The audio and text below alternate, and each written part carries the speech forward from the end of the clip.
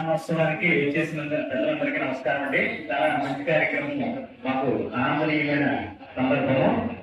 ఇక్కడ మరీ ముఖ్యంగా మేము చెప్పుకోలేని అంశం ఏంటంటే, మీరు రాయండి అంటే మీరు రాయండి అని మేము ఒకరికొకరు అనుకుని, ఆయన కలకి ప్రథమం రావాలని నేను, నా కలకి ప్రథమం రావాలని ఆయన అన్నట్టుగా మేము కథ రాసామండి. ఇది చాలా చిత్రమైన సంఘటన, ఇక్కడ చెప్పాల్సిన అవసరం ఉంది.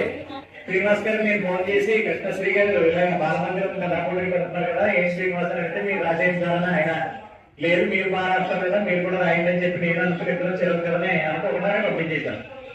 పంపించేసిన తర్వాత మా ఇద్దరు కథలో రిజల్ట్ వచ్చే వరకు ఓపెన్ చేయకుండా చెప్పి ఊరుకుని చదివిన తర్వాత, మైసూరు మల్లిగే అనేటువంటి ఒక వరివంగడం యొక్క పేరుని కథకి శీర్షికగా పెట్టి, ఎవరు ఊహించినటువంటి సమకాలీనమైనటువంటి సమస్యని సున్నితంగా పరిష్కరించే మార్గాన్ని ద్వారా తెలియజేసినటువంటి గొడవల శ్రీనివాస్ గారు. అసలు ఈ ప్రథమ ఇవ్వాలని నాకు కదా నేను చెప్పింది ఏంటంటే, నేను ఆయన కథ జరిగిన తర్వాత 10 మందికి ఈయనకే అవకాశం ఎక్కువ ఉంది అనేటువంటి భావనను వ్యక్తం చేశాను నేను ఆయన దగ్గరే.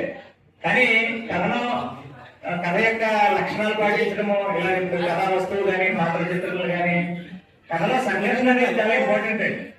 కథా లక్షణాల్లో మేము సంఘర్షణ అనే ఒక లక్షణాన్ని పిల్లలకి టీచింగ్ చేసేటప్పుడు కాలేజీ పిల్లలకు చెప్తాం మేము. ఇలాంటి లక్షణాలన్నీ పాటిస్తూ కథ రాయడం అనేటువంటి చేస్తే కథలో కంటెంట్ తప్పివేస్తుంది. కథలో కథా వస్తువు చాలా ప్రధానమైంది.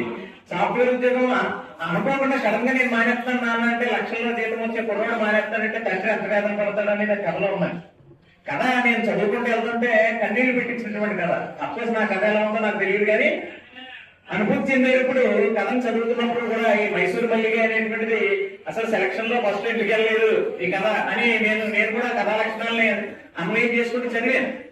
కొన్ని ఎక్కడ కూడా చిన్న చిన్న ఏ ఉండి ఉండొచ్చు, బహుశా న్యాయ నిర్ణేతలు ఇష్టం మేరకు ఉండాలి కాబట్టి నేను కూడా అనుకోకుండానే ఇది ప్రథమ స్థానం కైవసం చేసుకుందని అనుకుంటున్నాను.